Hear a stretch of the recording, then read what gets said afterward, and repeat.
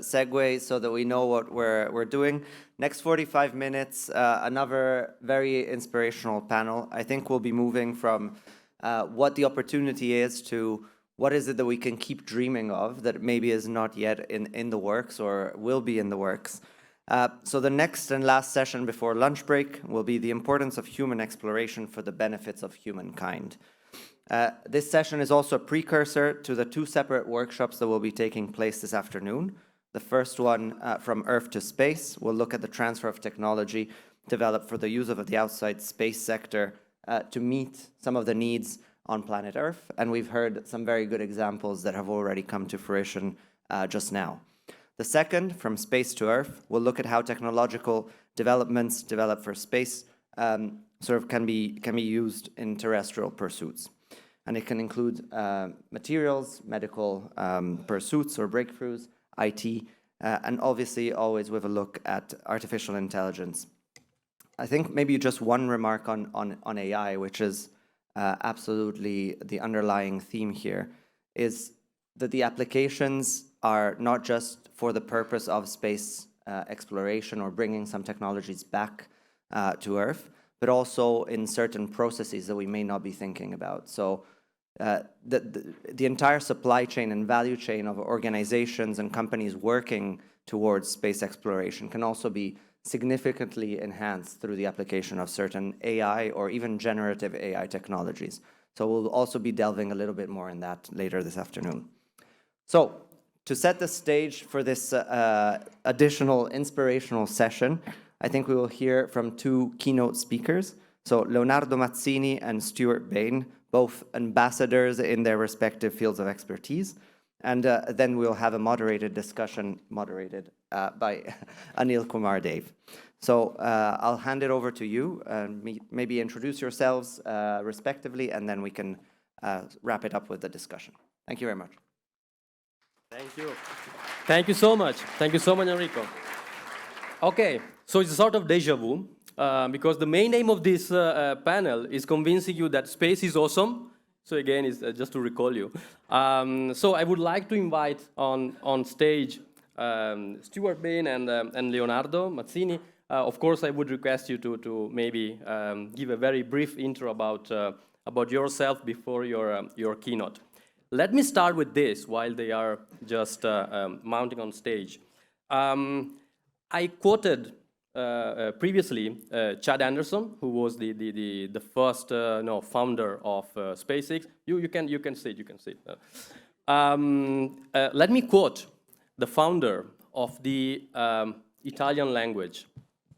Now, Dante, in his Inferno, Hell, Purgatorio, and Paradise, if you go to see the very last sentences, he was. Are you okay? Yes, I'm quoting Dante. So,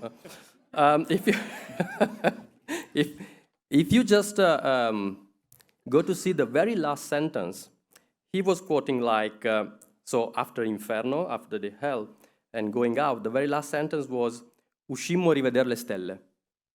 See once more the stars. Purgatorio, the very last sentence was, I was pure and prepared to climb onto the stars. Puro e disposto a salire le stelle.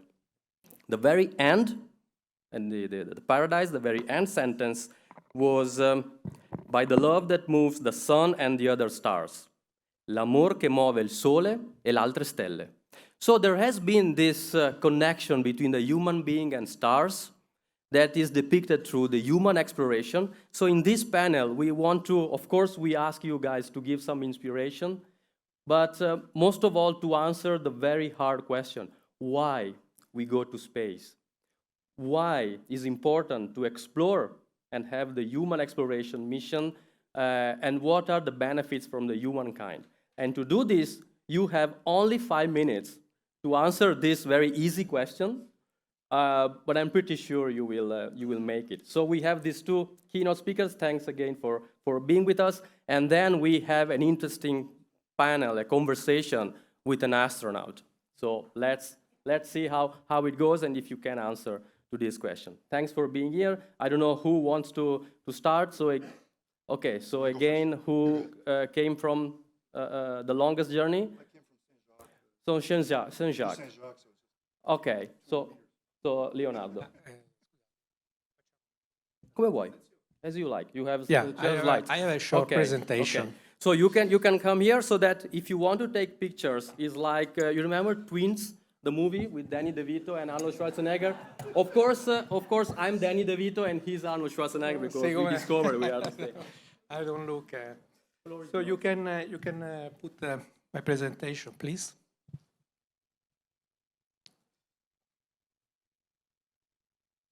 Meanwhile, thank you for your invitation here. I'm honored to stay here with you.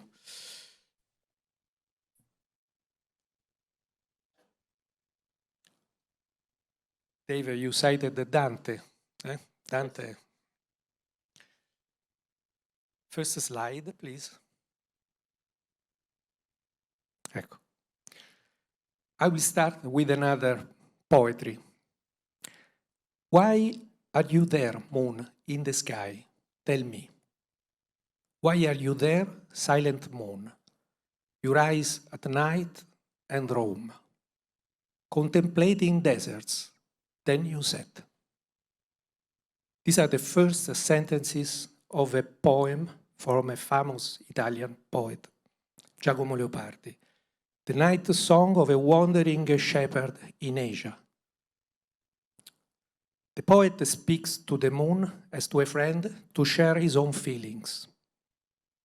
The moon, as seen from the earth, was a consoling goddess that enlightened our path in the darkness for centuries.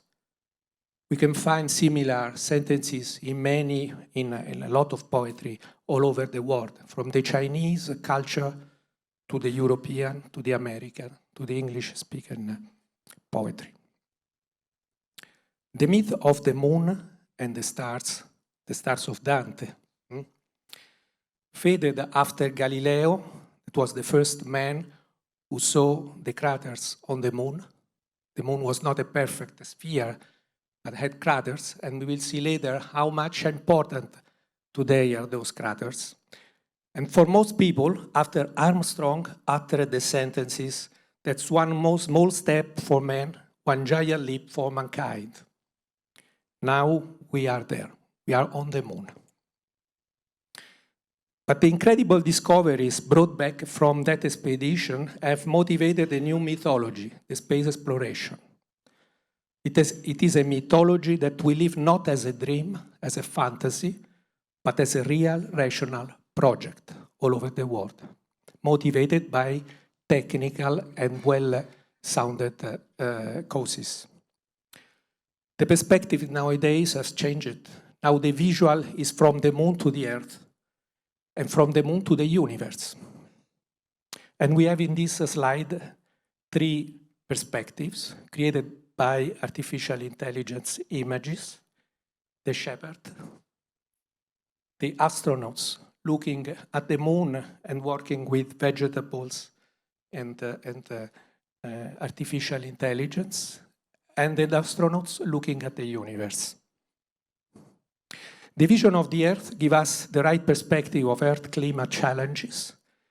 Low orbit space pollution can give us a vision of space awareness, and can also provide new resources like power, like helium for the fission. We will say fusion.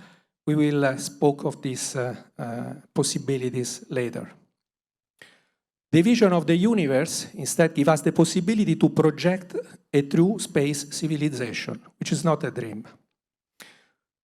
There are certain conditions to be verified, but it is not a dream. Understand better the physics of the universe, program the colonization of Mars, and give an easy access to the close-by space, like the Sun Lagrangian point, and the geo-orbits, and all the space environment around the moon, with very small propellant consumption. No doubt many people are wondering why we go back to the moon. What are the financial and economic gains for that? The first answer has been already given before. It will motivate a new technology. There are other answers, but this is the first one that immediately capture our mind. A study commissioned by NASA has estimated that the commercial products emerging from the Space Agency research return between 100 million and 1 billion per year to the US economy. And most of these spin-offs had their origin in the Apollo program. Dozens of new technologies have been created to go to space and to the moon, and have provided substantial benefits to the people on Earth. I mentioned just few of the more important. Hand computers that were mentioned before, they come from the first design of the Apollo computer. It started the production line for hand computers. Another interesting point is that is a subject of my research are the optimal control algorithms for real-time control. The famous, I don't know if most of you knows this, but the famous Kalman filter was created to land on the moon. It is the first controlled system, real-time digitized, that was produced by mankind, and now is used on aircraft, helicopters, missiles, everywhere. Then insulin pumps, chemical water purification, wireless power transmission like the one you use in Black & Decker, and many other inventions. Artemis can generate similar innovations. During the 6 missions that landed humans on the lunar surface from 1969 to 1972, Apollo astronauts collected some 800 pounds of lunar rocks and dirt. Analysis of this material has revealed that the lunar rock contains many minerals with high industrial value. Next slide, please. This is the panorama, the landscape where we have to go. It's much easier to set down a spacecraft near the moon equator, and this is where all the 6 Apollo landings occurred. But just after the first launch attempt, NASA announced 13 possible landing sites. All of them were in the South Pole region. This is the picture that is shown here, where water ice has been confirmed deep inside the craters that never see sunlight. A crewed lunar flyby, Artemis II, is anticipated for 2025, and the first crewed landing, Artemis III, will come between 2028 and 2030. So this is the landscape that you can see. There are spots that arrive to minus 200 degrees, spots that arrive at 100 degrees, and we have to live in the border of these craters. This is where is possible life. And at the bottom of these craters, we will see, we are sure we will find water. The moon village will be at the border of the South Pole craters. Shackleton crater, this is at the center of the image, has a diameter of 20 kilometers and 4 kilometer depth, and contain ice water at 88 Kelvin degrees. You can imagine this landscape as a few hundred kilometers dimension, and all the villages and habitats that will be created on the moon will probably be placed there. The creation of a moon habitat requires, therefore, a global cooperation. It will be very difficult to work on the moon on a competitive basis, with a competitive spirit. This must be understood. In August, there was an Indian probe that landed for the first time in this region, in the South Pole, and without any coordination with the United States and with Europe or other entities. And this created immediately a dispute because it produced pollution, dust. It is an environment, it is very small, delicate. If we want to survive there, we need to have cooperation. The next.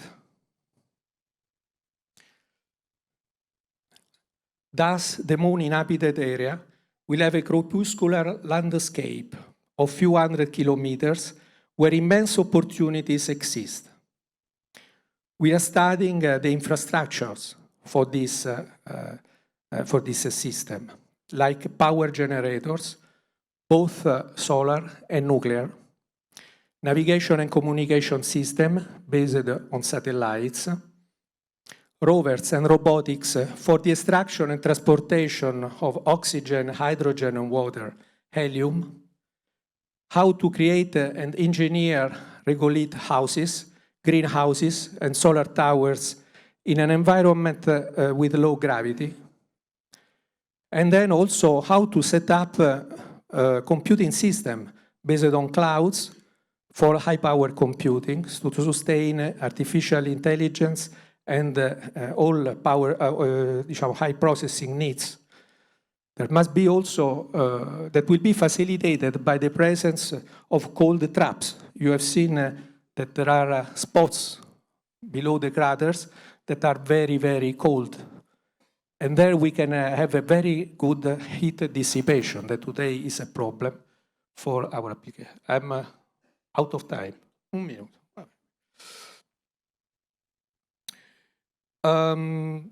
So I will just give you some idea of what are the applications that we can implement for supporting the life on the moon and on the Earth with this enterprise. Solar energy, I've already mentioned it, to give power not only to the moon, but also to the space infrastructure. The source of helium-3 for clean, safe nuclear fusion. Oxygen from the crust of the moon can be produced by electrolysis, and this can be used for astronauts and also to fuel rockets that will be launched to Mars. Ultra-pure aluminum, titanium, and iron can be produced in a vacuum context. And then finally, global climatology and Earth observation and space surveillance. You have to imagine that the vision of the moon will be so global, so complete from the vision of the Earth will be so wide that we can have a very performant climatology implementations.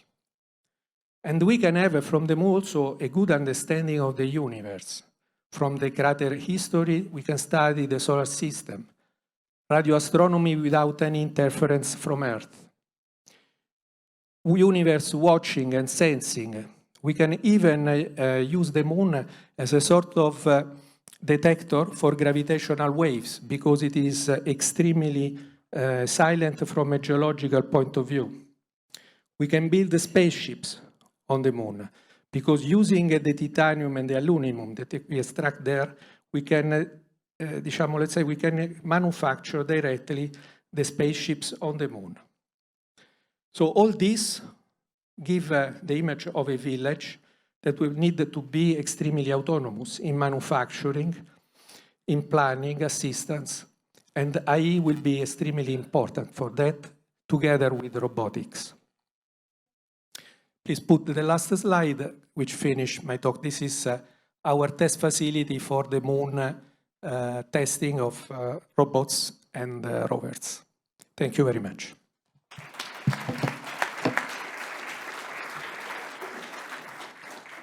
Thank you so much, Leonardo. Okay, he didn't introduce himself, but I guess that you already somehow guessed it. He's the CTO of Thales Alenia Space, and this is why he has, and I discovered today you are also a poet, but this is also why his daily job is matchmaking technologies, space and non-space. Stewart, the floor is yours. You have the slides or mic, whatever. Could you please load the slides? Okay, you have a poetry, you want to sing something before? Well, you gave us Dante, and you gave us poetry. I give you Shakespeare. Oh, for a muse of fire to ascend the brightest heaven of invention, a kingdom for a stage, princes to act, and monarchs to behold the swelling scene. Shakespeare's opening prologue for Henry V, written in 1599. He was born in 1564, the same year as Galileo. I don't think it was a coincidence. The foundations of everything we stand on is the humanity and the challenges that we present either through poetry or through technology. And that's the basis of why we are here. And I look at space like a canvas that we can paint any way we like. Next slide. So Marcus Aurelius said, what we do in life echoes in eternity. What will you do in this life? What will echo beyond your contribution? We talk a lot about what we are going to do. Technology is a tool. It is not the end game. Technology is what we do. You have to ask yourself the question, am I married to the technology or am I married to the question? Why am I using this technology? What and how will it make a difference? How will it make a difference and why? There's two important days in your life. The day you're born and the day you understand why. Next slide. So sustainability, everybody likes to use that word. What does it mean? Sustainability of your business, sustainability of the environment, sustainability of the environment in space, on Earth. We need to think about that. And when you think about that deeply, hit the next button. You come, no, just the, of what? Okay, that's fine. Of what?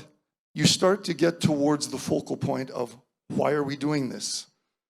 We talk about the space economy. I don't talk about the space economy. It's the economy. Space will have more impact economically in our lifetime than everything else.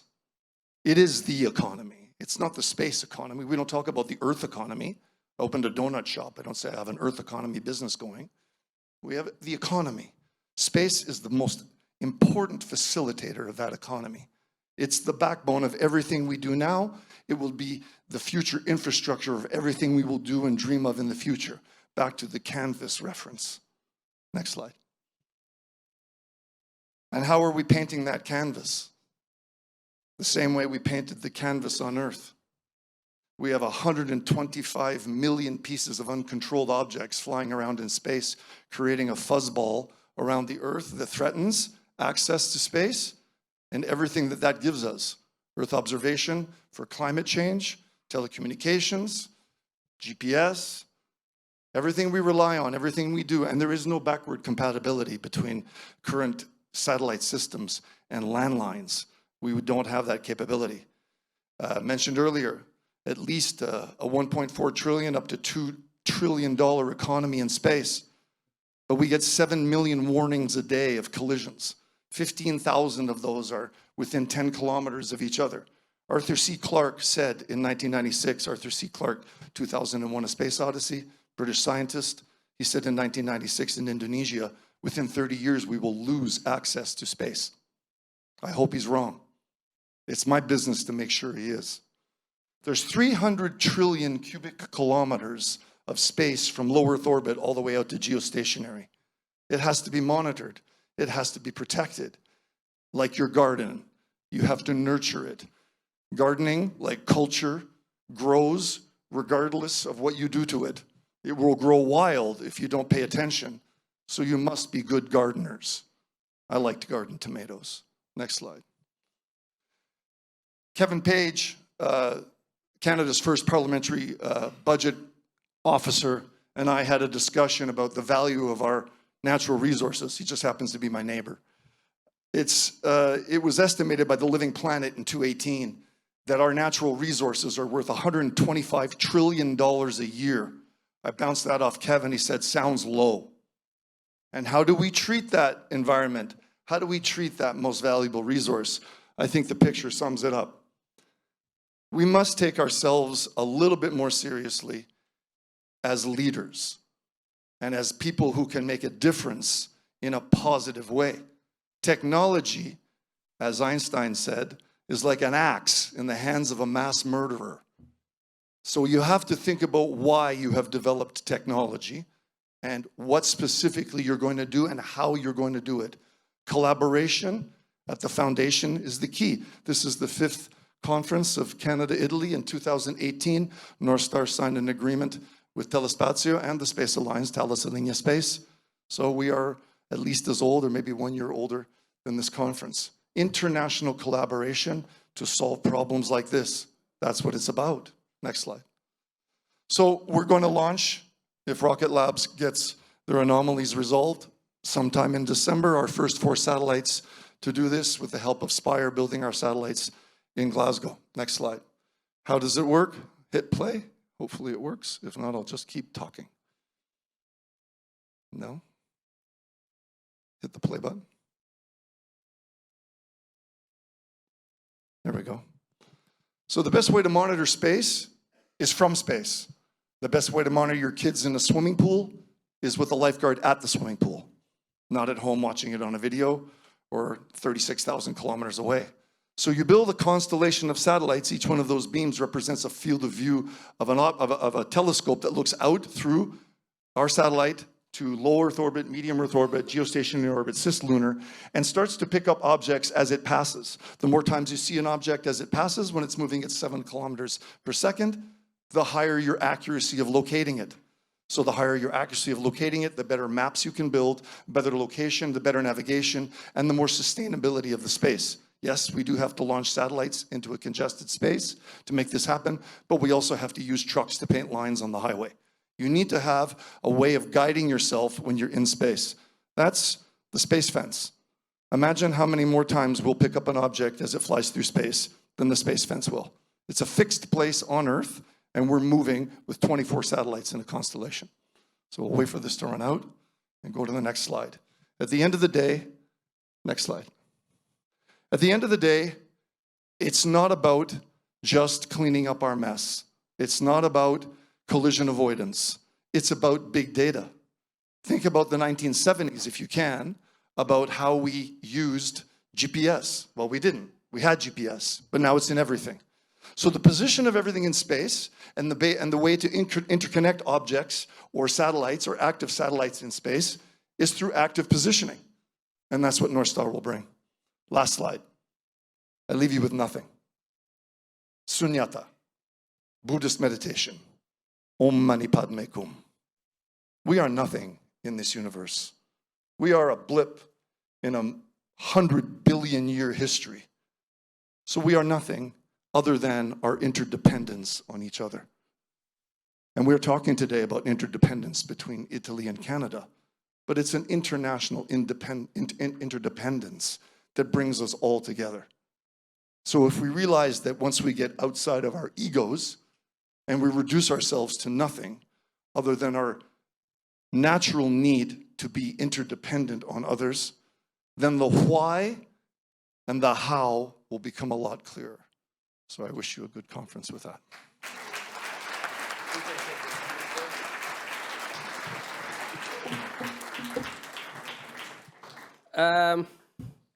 There are a few times during the day where I'm speechless. Maybe this is one of 2 days, because we had an incredible presentation, amazing presentation by both of you. Thanks a lot for for making us somehow dream about space, but also convincing us that space is closer to us than we think. 25 to 30 times per day we use space technologies, or we use technologies derived from space. So we have this, space that is, I understand today that space is not only on the object we have, but from what you guys said is in our heart, in our soul. So we have a lot to do with that. So thanks a lot. Of course, I want to follow up with you, but because of the time, we just move on to the next panel. But I want to follow up with you because regarding performing arts, so Cirque du Soleil was born in Montreal. So we need to do something together in Broadway, but starting from Montreal, because you were amazing. Let me just end up, I started with Dante. So let me just end up just saying that Dante was not wrong, because he described space as curved, 4-dimensional, which has a very strong analogies with the Einstein's geometry of space. So since that, 700 years ago, we had a very tight relation with space, and you demonstrated that also today. Thanks a lot for being with us.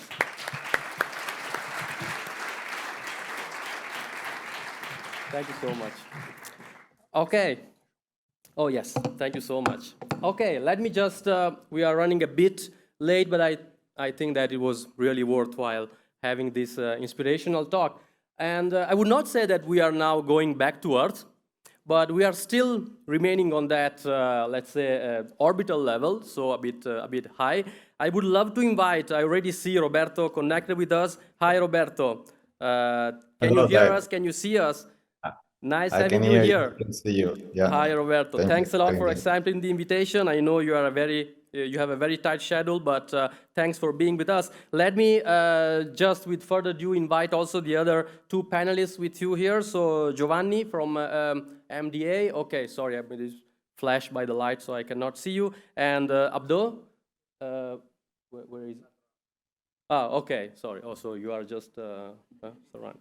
Okay, so nice for the choreography. Just be careful of the stage. Okay, so I don't know, Roberto, if you have been connected earlier or you have heard what Stewart, Bain from NorthStar and Leonardo Mazzini from Thales Alenia Space said, but we are quite convinced here that space is closer to us than we think, and most of all, human exploration can play a very big role in making an impact on humankind. What I would love before going, giving the floor to you, this is just a very easy question. No? So the different perspective on how human exploration can have an impact. If you don't mind, I would maybe hear the perspective of who has been in space, and maybe have your live witness on this. So Roberto, the very straightforward question to you, and please, if you can, just in 5 seconds introduce yourselves, although more than half of the room here knows you, but if you can just give a very little intro. And yes, the very straight question is, what are the benefits to humankind from the human exploration mission? Floor is yours. Thank you. Thank you, Dave. Thank you for having me. Short bio. Flew 3 times, 2002, 2005, both in Russia. And the 3rd time on board of the space shuttle, 2011, second to the last space flight of the shuttle. Before then, I was a test pilot with the Italian Air Force. And why space? Well, I believe this is one of the topics that I consider the most appropriate, most important, not only for myself as a career, but in general for whoever is investing in space. We talk a lot about space economy. Before we heard the comment that maybe space economy is really the economy. I go one step further. The real economy linked to space is outside the atmosphere. So on the surface of the moon, the resources, extra atmospheric resources, that is the only way the global economy can continue to grow, preserving the Earth ecosystem. That is my vision. That is, in a very few words, why I consider space important. Space, obviously, is research, security and defense, services. There are many things that correlate with the word space. However, I believe that the key element is from an economic standpoint, there is extra atmospheric resources starting from the hydrogen on the poles of that we can extract from the moon to refuel whatever transportation will come next. And that's the way I see the reason for really saying space is our future. Thank you so much. Space is our future. Let me just take it from there. But Giovanni, space is also our present. You are representing MDA, which is the largest space company in Canada. And yes, is space the present? And of course, Roberto stated that it is also the future for a very long time. If you can just give a brief intro about yourself, also for the audience and for Roberto, because then you will have just a conversation with him. Sure. So space is in fact the past, the present, and the future. And I think, you know, space is awesome, as you pointed out several times. The space industry is awesome. Being here, witnessing my colleagues in all the different areas of space and listening to the presentation is awesome. So when you talk about space, if ever you tell people you work in the space industry, it's just awesome. Everybody is always interested. And that's what kept me really in the space industry and at MDA for a long time. So I'm the Director of Business Development at MDA at the Satellite Systems Division here in Montreal. I've been there for almost 25 years. The first half of that has been designing and developing a lot of the electronic systems that are in some of the critical infrastructure in space, Canadarm, things on the space station, as well as several of the constellations in space. And the sort of second half of that time has been managing research and development, developing programs and winning new programs to bring MDA up and have more work. And so, yeah, absolutely. It's the past, the present, and the future, because the only way we can get to the point where we're developing the critical infrastructure that's needed is by knowing what we've done in the past, developing things currently, and continue to learn. Because nothing is developed from scratch. It's a continuous, just as on the ground, right? You know, your cell phone didn't get developed from scratch. It's over generations of using the building blocks that humans have created and enhancing that over time, where we're at a point where we think space is easy, but space is still hard. It's just the point that we've got to a point in time where we're using the building blocks that have made the hard part of space a little bit easier for us to tap into new areas. So I will come back to this maybe later on. But Abdo, just the first round, what do you think? If space is the future, or as Giovanni said, it's not only the future, it's the past and the present, and is an opportunity in a nutshell. So according to what you do, because you are also dealing a lot on health, so you are also a good representative of taking technology from space down to Earth. If you can just give your perspective or point of view, of course, introducing what you do and yourself. Yeah, well, thank you. I think we don't have enough space technology yet. My name is Abdo Shabah. I'm an emergency doctor. I work at here close by, the Montreal Heart Institute. I'm specialized in public health, and I've been deployed in disaster response. My first major deployment was in Haiti after the earthquake, and I also worked in northern regions in Canada. So when we have to do some kind of operations or some interventions and we need some help, the only way was through satellite technology to be able to connect to people here in Montreal, to physicians, to experts to help us. That was one way I was up north. And when I was deployed in Haiti, and after that when I returned, unfortunately, not enough technology for communication to be able to manage operations. So what I can say from what I witnessed is that when we bring connectivity, when we try to bring those technology out, we can really make a difference and save more lives. So this is from like a real life experience when I was deployed, and sometimes we were sending text messages, and text messages were just arriving the second day because not enough connectivity on the ground. 90% of cell towers were down after Haiti earthquake. So we tried to have satellite technologies then, but that was not affordable. So I think by bridging this, by getting the space economy a little bit stronger, we might be able to bridge this gap and close this, what they call the digital divide, and bring this kind of opportunities, including opportunities related to all this edge and cloud computing to space, and bring them to areas where today, well, it's very challenging to have those kinds of technologies and this kind of economy. Just let me echo, because you mentioned the connectivity, but at the end of the day, let me echo what the Deputy Minister Valentini said in his welcoming remarks. He said, humans at the center. So, Roberto, is this valid in space as well? I mean, you've flown, so is always human at the center when we go to space or we develop technologies for space? Or there is also something else? Your honest perspective from an astronaut. That's a very important question, whether astronauts, humans, are needed, given that today we can do exploration using robots. So will robots substitute humans? I don't think so.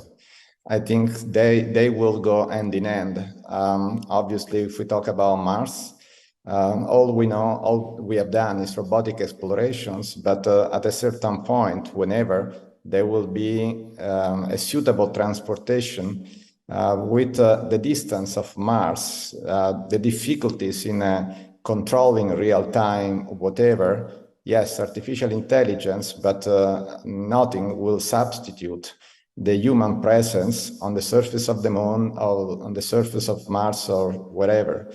And going back to the previous discussion, whether space is only the future or also the present and the past, I believe the word space is very inappropriate. We should be more precise. Are we talking about Earth orbits? Are we talking about the surface of the moon, the surface of Mars? Are we talking about the aerospace band? There are different situations in accordance with exactly what we are referring to, and what we have been doing for the last 60 years is concentrate primarily on the Earth orbits with the International Space Station that is incredible success. For about 24 years, building the station first and then operations that ended up with 100% success rate. Is almost unbelievable as a success, but it's incredibly expensive as well. So now we need to understand how to make it more efficient. Access into space, a key word is reusability. For 60 years, we have been using rockets that are one-way tickets. They don't make any sense any longer. We need to go beyond that limit. We need to make it reusable. That is the real key in order to make the concept of space economy meaningful. For the moment, it is not yet mature. For the moment, we are still heavily relying on government investment. We still do not have a business. And if you see just an example, Virgin Galactic stock in Wall Street, starting from 10, went up to 60, and now it's almost below $2 per share. So why is that? Because yes, from some standpoint, like research, exploration, security and defense, space is also the present, maybe the past, but from an economic standpoint, space is the future. Okay, very interesting remarks, and there are also a couple of guys crying here in the room because probably they are shareholders of Virgin Galactic. But tell me one thing, Roberto. Did you have a chance to use Canadarm? Oh yeah, that was a really beautiful piece of technology, absolutely beautiful. I flew on STS-134 in 2011, and my task was to take AMS, Alpha Magnetic Spectrometer, that giant experiment from the shuttle bay up to a position in order for the other arm, the station Canadian arm, to take it. And I was really impressed by the preciseness of the shuttle Canadian arm. Absolutely beautiful. Thank you so much for these words of appreciation. But the question was on purpose, because you said it was a beautiful piece of technology. But this is just, for you, Giovanni. But not all the Earth-based technologies can go to space. Is there a bit, space is sexy, as we said this morning, but it's not easy. You have to, you work in a harsh environment, you have to, so how is this? Every company can be a space company somehow, or anywhere it's still a little club? Oh, that's a loaded question. Why I say it's a loaded question, there's a lot of startups. Okay. There's a lot of startups that are getting in the game that, the term I like to say is, you don't know what you don't know. And so when we have people trying to get into the space industry or putting assets up in space that aren't aware of some of the hardships that happen over time to get things to operate properly in space, it quickly becomes a failed business case, and we've seen that over the last few years as well. But space is easier now thanks to a lot of the space exploration that is sexy and that governments need to support, because that's the basis of the technology foundation to develop some of these key infrastructures like the Canadarm, right? So out of that comes NeuroArm, which now does, as David mentioned, becomes something critical that you can do brain surgery on the ground. But developing that technology for space in that harsh environment is difficult. You need to think of things that you wouldn't have thought of on the ground, but ultimately it could help for applications on the ground. It's great to hear that it worked flawlessly in space, and so that's great. But some of these very large programs are very expensive, don't really have a business case around them, but you need them to be able to develop these technologies and get to the next level.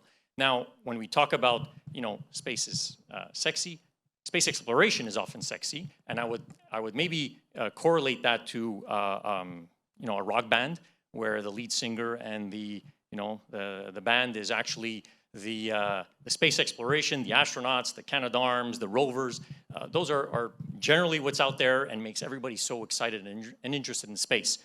Unfortunately, part of my job is selling the maybe stage equipment and lighting and speakers, which make the event happen, right? And so there's a lot of support infrastructure, the capabilities that go into a satellite, go into a robotic arm, go into a lander that needs to be developed. And that is still hard, but makes the overall sexy projects very interesting. Okay. And for those, there's another economy that goes on with as well. Okay, thank you so much. Abdo, we have a very last minute, but I would love, of course, if you have some some comments on what has been said so far. But I would like you to of course, both of you have the chance, maybe to throw a question to Roberto, because you are also in the health sector or domain. So if you have any comment, and very quickly, if you have a burning question for Roberto. Well, the comment that I want to make about the importance of space technology and space enabling technologies, this is critical when we see how connectivity can have an impact on the ground. Connectivity is also in need of space technology. When we presented, let's say, at the World Mobile Congress this year with Dutch Telecom on how space technology can help. This is going to be the future.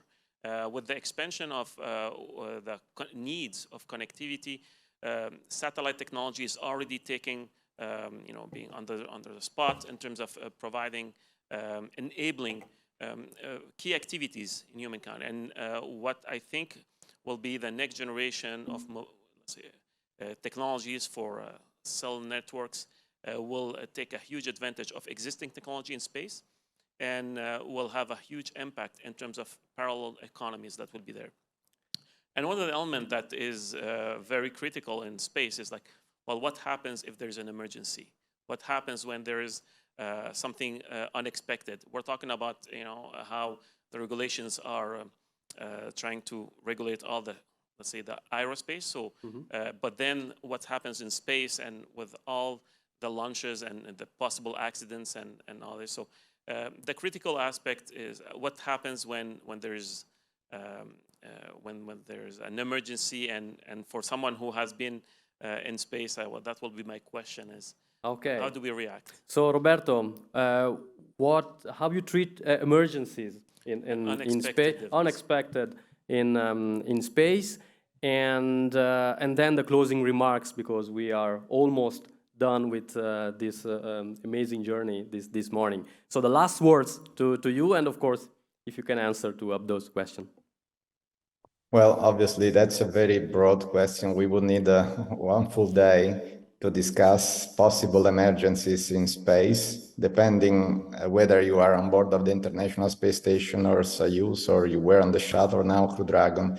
There are different situations, different needs. You learn when you start your career as a pilot, the first thing that you do in general is maintain control of yourself, and with whatever you are doing, you analyze the situation, and then you try to take the proper actions. That is what you learn when you start the flying career, as I did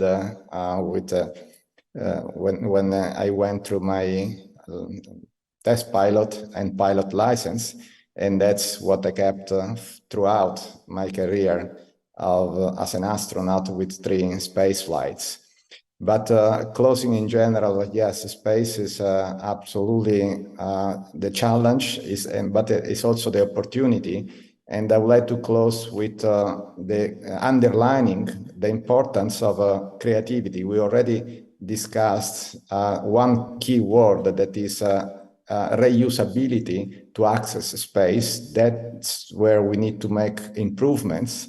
And when Virgin Galactic appeared, I was so happy because they were, after the X-15 back in the 60s, was the first step to go into this concept of an aircraft evolving into a spacecraft that is key for reusability. Another key word now is creativity, imagination that is becoming new technology, starting from university, startups, research center. I believe this is really what will make the difference for the future. And thank you so much for having me, Dave. Thank you, Roberto, for being with us. We discovered this morning that Canada signed the Artemis program, so the collaboration agreement on having an astronaut on the moon. So let's see if the next edition of the forum, we might have not only an astronaut from Earth, but just a connection or a Zoom call with 2 astronauts, 1 Italian and 1 Canadian from the moon. We will work on that. But so far, so good. Thanks a lot for being with us, Roberto. Thank you also to Giovanni and Abdo for being with us. And let me thank you, you audience. You have been the best audience I had in the last 2 hours. Thank you so much.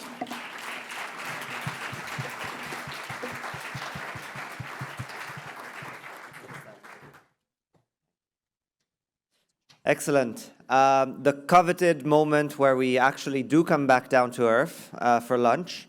I believe that our partners have prepared a meal that was not made through space technology, so no frozen dry food, but that is another application actually that is used quite extensively in the commercial sector. Lunch will be served in the room right next door, but just for those of us staying this afternoon, remember there will be 2 sessions running in parallel. So the first stream from Earth to space will actually be in this room, so the Mont Royal room. And then from space to Earth will just remain in the room where we will be having our lunch. So quite simple, we're just next door. Following these 2 sessions, we will reconvene in this room for the closing of today's discussions and discuss what we'll be exploring tomorrow. Thank you very much and enjoy your lunch.